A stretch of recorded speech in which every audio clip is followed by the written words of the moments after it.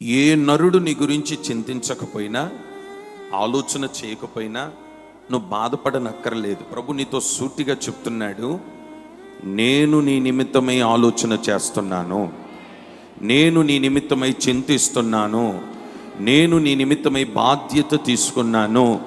నీ చింత యావత్తును, నీ సమస్యలు యావత్తును, నీ బాధ యావత్తును నా మీద మొయ్యగలిగితే నేనే నీ చింతలు యావత్తును తొలగించునుగాక.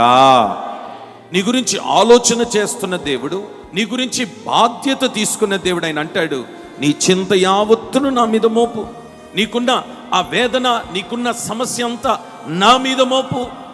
నీవు నా మీద మోపగలిగితే నీ చింతను నేను కొట్టివేస్తాను.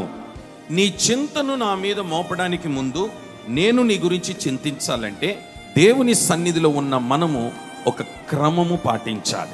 బైబిల్లో రాయబడిన మాట ఏంటంటే, క్రమము కానిది అక్రమము అని రాయబడింది. అక్రమస్తులు వెళ్ళే చోటు అగ్నిగుండం.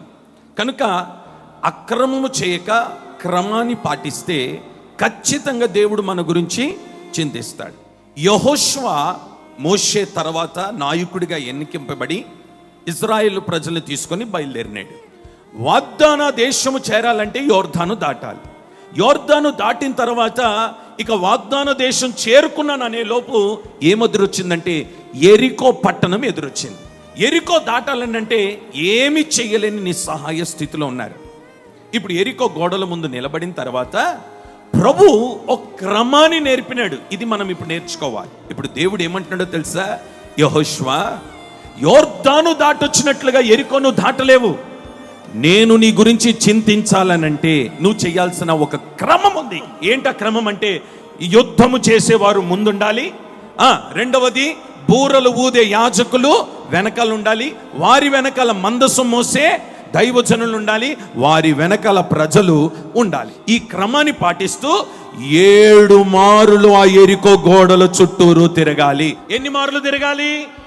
7 మార్లు తిరగాలి. ఇది క్రమం. ఈ క్రమము పాటించిన వీరి జీవితంలో జరిగింది ఏంటంటే, ఇశ్రాయేలు ప్రజలు చూస్తుండగా, బూరలు ఊదుతున్న యాజకులు చూస్తుండగా, మందసం మోస్తున్న యాజకులు చూస్తుండగా, యోధులు చూస్తుండగా యెరికో గోడలను దేవుడు కుప్పకూల్చివేస్తున్నాడు. దేవుడు చెప్పిన క్రమము చెప్పున నీవు నడవగలిగితే, ఆయన నీ మీద చింత ఉంచి, ఆయన నీ గురించి ఆలోచన చేసి నీ ముందు నిలిచిన యెరికో గోడలను ఆయన కూల్చునుగాక.